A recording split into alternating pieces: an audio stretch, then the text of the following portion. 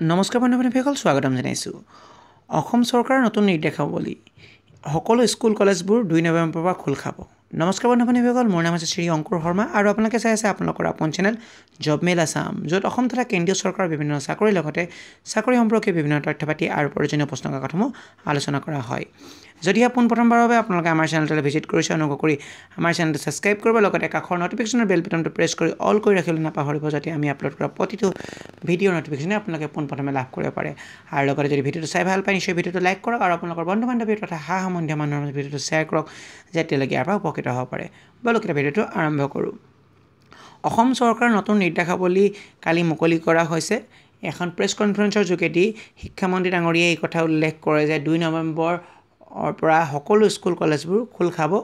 যিহেতু 1 নৱেম্বৰৰ স্কুল কলেজবোৰ খোলা কথা আছিল, কিন্তু এতিয়া বৰ্তমান 2 নৱেম্বৰৰ পৰা স্কুল কলেজসমূহ খোলাৰ কথা তেওঁ কালি উল্লেখ কৰিছে আৰু ইয়াৰ সম্পৰ্কে তেওঁ এখন প্ৰেছ কনফাৰেন্স কালি অনুষ্ঠিত কৰে আৰু ইয়াত বিভিন্ন ধৰণৰ ক'ভিড প্ৰট'কল মানি স্কুল কলেজসমূহ খুলিবৰ কাৰণে নিৰ্দেশাৱলী দাঙি ধৰা হৈছে।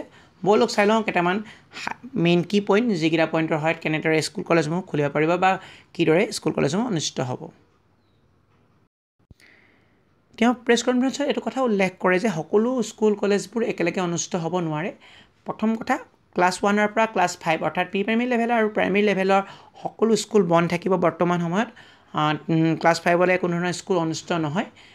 তেওঁলোকক যদিহে কোনোবা অনলাইন এক্সামিনেশ্যন অনলাইন ক্লাছেছ দি আছে, চ' অনলাইন ক্লাছ কণ্টেক্ট চলি থাকিব। আৰু যদি প্ৰাইভেট স্কুলসমূহে ভাবে যে তেওঁলোকে অফলাইনৰ থ্ৰুৱেদি অফলাইনৰ জেগাত অনলাইন ক্লাছেছ দিব, তেতিয়া অনলাইন ক্লাছ তেওঁলোকক দিয়াত কোনো বাধ্যবাধকতা নাই আৰু অফলাইন পাতিম বুলি ক'লে অফলাইন পাতিব পাৰে।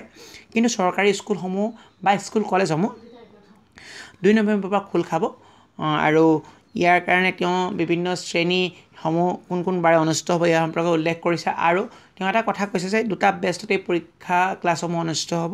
ব'লক চাই লওক কোন বাৰত কোনটো ক্লাছ বা কোনটো ক্লাছ অনুষ্ঠিত হ'ব বুলি তেওঁ উল্লেখ কৰিছিল।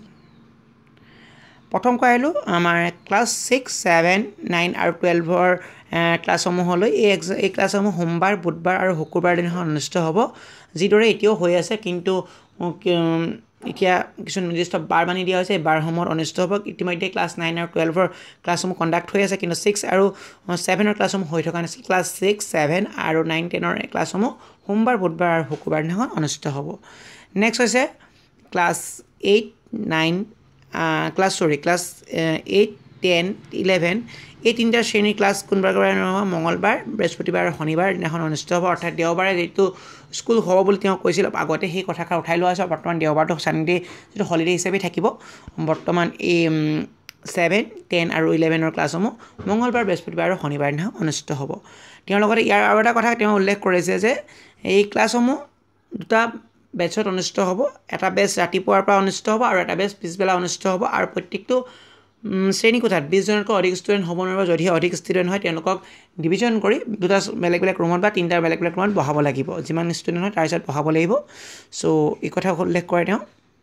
তাৰ লগতে তেওঁ বেটছসমূহ কোনটো টাইমত অনুষ্ঠিত হ'ব ইয়াৰ সম্পৰ্কেও তেওঁ উল্লেখ কৰে। প্ৰথম বেটছটো ৰাতিপুৱা 8:30 বজাৰ পৰা 11:30 বজালৈ আৰু পিছৰ বেটছটো যিটো আফটাৰনুন বেটছ হ'ব 12:30 বজাৰ পৰা 3:30 বজালৈ অনুষ্ঠিত হ'ব বুলি উল্লেখ কৰিছে।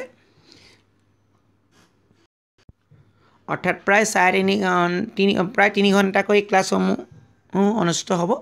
আৰু সেই হেতুকে যিহেতু ৰিঅ'পেন হৈছে আৰু বৰ্তমান সময়ৰ সকলো 1 তাৰিখৰ পৰা যিহেতু 2 নৱেম্বৰ হ'ব, নৱেম্বৰ মাহটোৰ সকলো কলেজৰ হোষ্টেলসমূহ বন্ধ থাকিব। সেই হেতুকে যদিহে কোনোবা ষ্টুডেণ্টে ষ্টুডেণ্ট হোষ্টেলত থাকি পঢ়া শুনা কৰিছিল, তেওঁলোকে ষ্টুডেণ্টৰ যদি ধৰি লওক আজি নিজৰ জেগাৰ বা নিজৰ গাঁওখনৰ পৰা তেওঁ যাবলৈ সুবিধা আছে, কিন্তু যে বাছ বা ট্ৰেইনসমূহ খোল খাইছে, কিন্তু তাৰ হোষ্টেলৰ প্ৰব্লেমৰ কাৰণে তেওঁ যাব পৰা নাই, তেতিয়াহ'লে তেওঁ নিজৰ গাঁৱৰ কলেজখনতে আনৰোল কৰি ল'ব পাৰিব। ইয়াৰ সম্পৰ্কেও নিৰ্দেশাৱলী বা ইয়াৰ অৰ্ডাৰ সেই সকলো কলেজলৈ দিয়া হৈছে যে কোনো ষ্টুডেণ্টে যদি বেলেগখন কলেজৰ ষ্টুডেণ্ট হৈও নিজৰ গাঁৱৰ বা টাউনৰ স্কুল কলেজখনত যদি কেইদিনমানৰ কাৰণে আনৰোল কৰিব বিচাৰে, আনৰোল কৰিব পাৰিব বা তেওঁ তাত ক্লাছ কণ্টিনিউ কৰিব পাৰিব। তাত কোনো বাধ্যবাধকতা নাই, তেওঁ ক্লাছ কৰিব পাৰিব, যিহেতু তেওঁ হোষ্টেলৰ প্ৰব্লেম বা কিবা প্ৰব্লেম বশতঃ তেওঁ নিজৰ কলেজখনলৈ যাব পৰা নাই।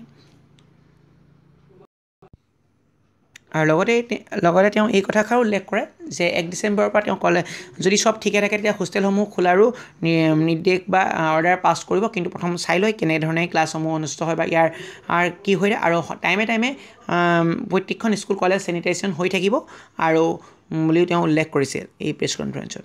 চ' যদিহে আপোনালোকে কোনোবা কলেজ বা স্কুলৰ ষ্টুডেণ্ট হয় তেতিয়াহ'লে বা অভিভাৱক হয় তেতিয়াহ'লে ষ্টুডেণ্টসমূহক প্ৰিপেয়াৰ কৰক যাতে তেওঁলোকে স্কুল কলেজসমূহলৈ যাব পাৰে আৰু সেইদৰেই অনুষ্ঠিত হয় এক্সামসমূহ। চ' ইয়াকে কৈ ভিডিঅ'টো সমাপ্ত কৰিছোঁ। ধন্যবাদ। জয় অসম।